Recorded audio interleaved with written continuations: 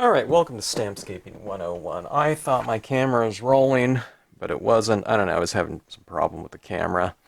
But I have stamped out my Autumn Brook here. Okay, I just stamped it out in black. And then I colored it in with a lot of colored pencils, okay, in the kind of the deciduous type of color scheme.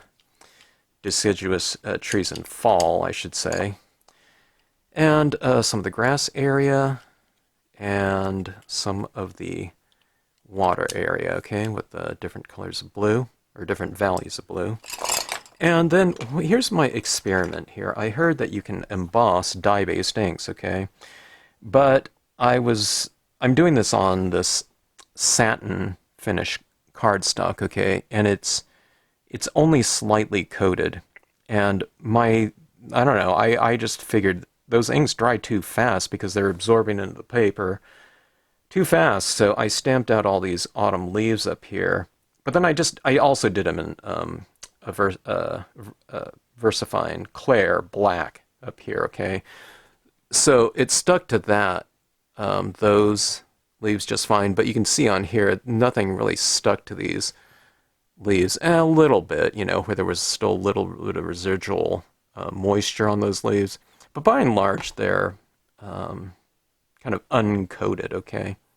So I think I could do it on glossy cardstock, and it'll retain their moisture while I go over those impressions. And I don't know, I'll test that out in a future video here. But here, I'm going to finish off this scene a little bit more. Okay, so being that the leaves didn't stamp out as dynamic as I had hoped, what I'll do is I'll try to bring in additional visual interest into the scene. So I'm going to introduce into my scene some of these paint pens. I wasn't really going to do that because sometimes that embossing is just dynamic enough, but I really wanted to coat those leaves up there. It didn't happen, so let's bring in some additional highlighting and texture and brightness to our colored pencil work. Okay, so these are acrylic paint pens by Artistro. And the thing I really like about just acrylic paint pens in general is that they seem to be able to apply on just about anything that you want to apply them to. Meaning, things could be super non-porous, like glass even, and you can add it into that mix, okay? Now, my use of this yellow right here might be subtle. I don't know if you can even see what's happening here, but I'm adding these little textures, and it's going right on the top of wax, you know, one of the most kind of resistant surfaces that you can possibly apply ink to, right? But it's going on them, they're just fine. So I really like that. I used to use gel pens, and I love gel pens for certain types of things, like writing on, you know, a dark piece of paper with a light color or something like that. And I used it for these types of touches before, okay? But just the paint pens, they're just kind of made for that. The gel pens are more of a writing style, okay? What they can apply pretty good, but these ones are just a little bit easier for me to use. So, what I'm getting at is that I'm like that I have the option for things like this over the top of whatever media I've already applied. Like, this would even write on the top of that wax if I wanted to. You know, the embossing wax. Okay, but adding in these little highlights into my area, just kind of making it shimmer a little bit. It's a little bit too shimmery, actually. But that's where my white pigment ink will come into play in the end, I don't know, technique. Okay, so here's an orange right here, and I'm going to add quite a bit of this one. I think I wanted that to kind of be my dominant fall tone on my deciduous trees in this scene. I'll add some to the reflections down below in the water. You can add, a little dot here and there. It's like, some of those leaves it's fall, and they fall on the ground, so you can add some of those little touches here and there. Okay. All right, so that should do that. So you see, I'm working in kind of a color theme in whatever media I'm doing. And if it's multimedia, then use those colors in that medium to bring into your piece. So acrylic paint pens, dye-based ink pens, watercolors. They're also called watercolors, and then colored pencils. So similar color schemes, and you're just using them for whatever you want. We could do pastels in the background there for the sky or something like that too. Okay, so that's what that looks like right there. Okay. Now let's bring in. Oh, let's do that. Let's format this card first, okay? And then I'll bring in the white, and I think I'll add in 1 or 2 extra stamps in here too. Maybe some birds in the background or something like that. Let's make sure this paint is dry. It does dry pretty fast, though.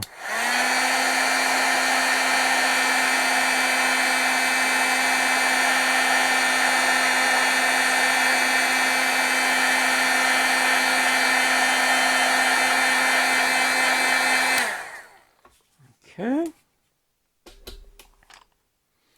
And I will format this card, and we will be right. All right, we're all formatted here. I'm going to use a Brilliance Black for this duck formation, just because it's going to dry really fast for me. Upon heat setting, okay, it'll dry faster than dye-based inks or, the VersaFine Clear especially.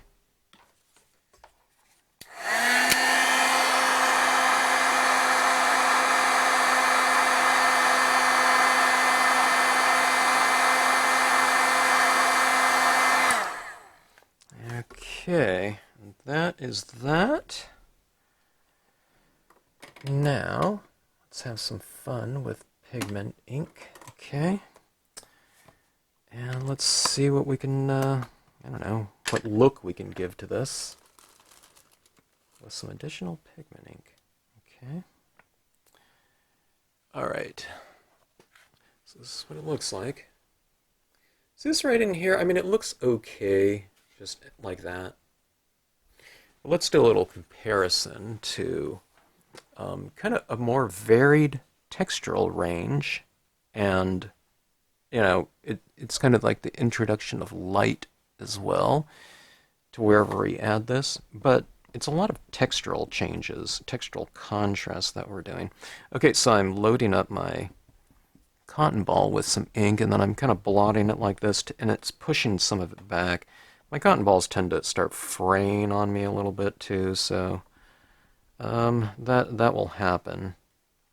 Okay, but try to concentrate. See, I'm kind of condensing my cotton ball down, where it's kind of a smaller, more dense, I don't know, application surface.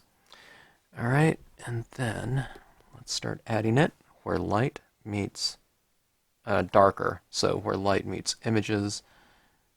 Okay, I have way too much ink on this right now. I added more than I thought. But I'll just be careful about my application. I'm using a really light touch, and I'm kind of tapping it in one area. I'm not just going over everything blindly. So I'm tapping, and then going into these leaves right here a little bit, okay? And then I'm using a much lighter touch as I kind of move away from the center lighting.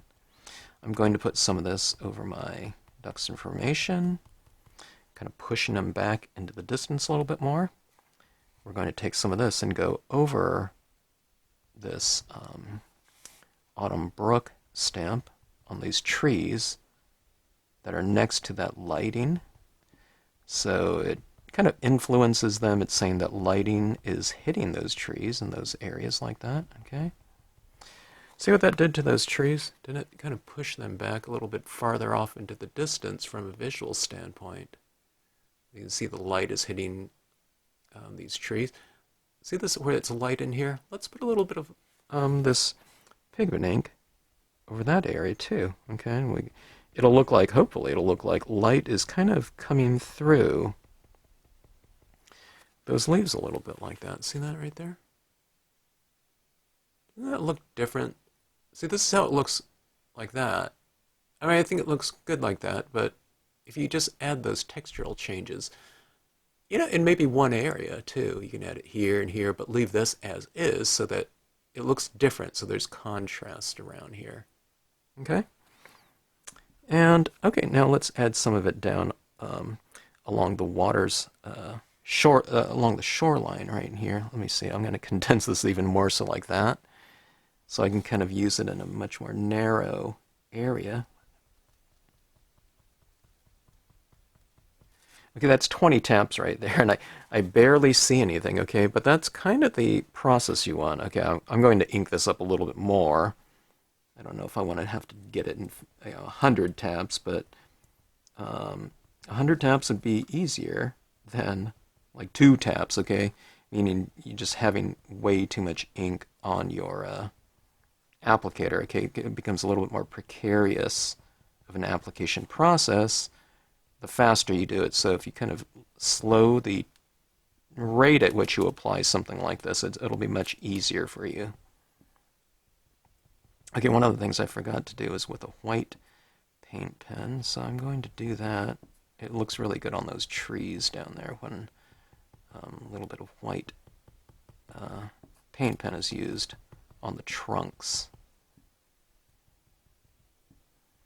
Okay, and this white pigment ink, it always dries a little bit more transparent, so the objects show through a little bit more, so you have to kind of build it up a little bit, maybe wait for it to dry, and then add a little bit more, okay?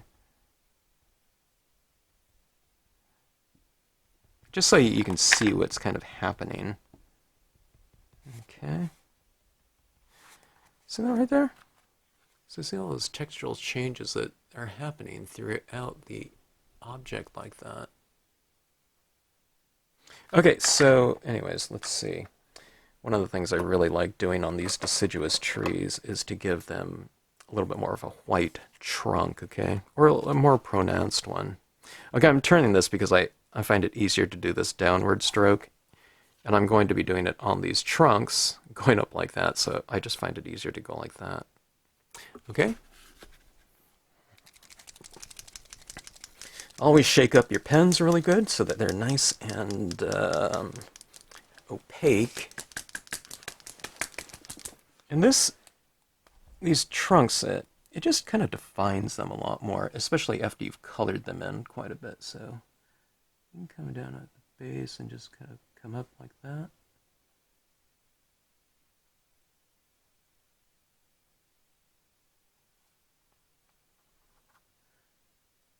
If you're going over some colored pencils or something, you might have to kind of scribble off some of that medium, or it might have went through some of that pigment ink that I just laid down.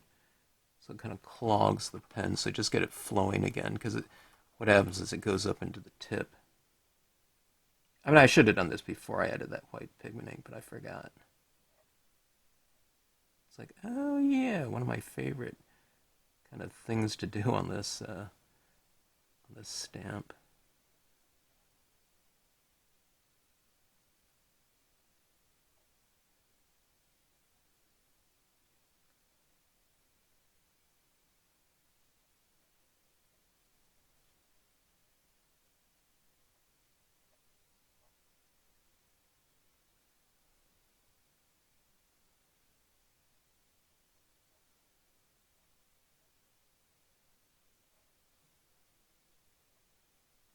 Okay, here we have those trunks like that.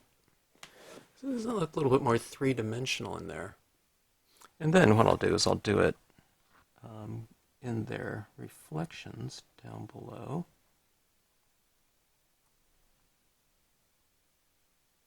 Now I'm really dragging through a lot of that pigment ink, so A little of it is applying, but not as much as I'm kind of intending, but that's all right.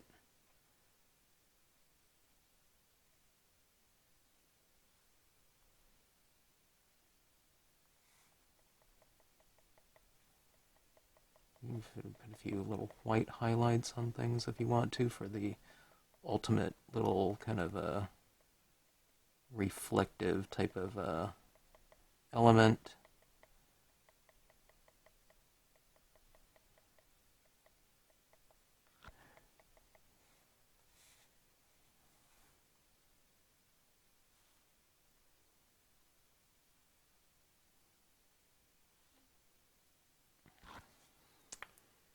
Okay, so that is our fall tone scene. It's not fall. We should be thinking about spring, but I don't know. I really like doing these types of leaves like that with the pens, coloring direct to stamp and stamping it out and getting those variety of tones. But okay, so let's look at the see that embossing. So even with the embossing just on the black ones there, I think that created pretty cool little area in there. I did want those to be glossy too, but I don't know, maybe it creates a little bit of extra space within that foreground by having some objects embossed and some just plain. They would have stood out too if they were just in black, but I don't know. What do you think about that? That extra kind of dimension on there. I don't know, I think it looks pretty cool. And then these reeds down below are embossed too, so do those look like they're really standing out from the background too? They do. They're dimensional. They're raised, so I think it brings in a little bit of that extra depth. So it's like this little um, kind of encircled kind of composition. It's like I don't know. It's like a little window into a different world by having these objects like that. I just think that the embossing is helping with depth on these pieces. I think there's depth inherent, but it's just a little bit deeper. And that's what I'm always going for. I'm always trying to tweak things just, for the right type of touch. And I'm always looking for kind of one extra step, but I don't know, I think the embossing's taken it. I know I've jumped a couple steps in terms of kind of the overall look of the pieces. See, and from a textural standpoint, I did this on that satin paper, which is really more like a matte. So you have that kind of contrast in there that's working in there. But again, I do want to see these deciduous leaves in an embossed look. So I'm going to try it on some glossy cardstock at some point in time. Maybe my next card. Okay, so anyways, thanks for watching. Hope you enjoyed it.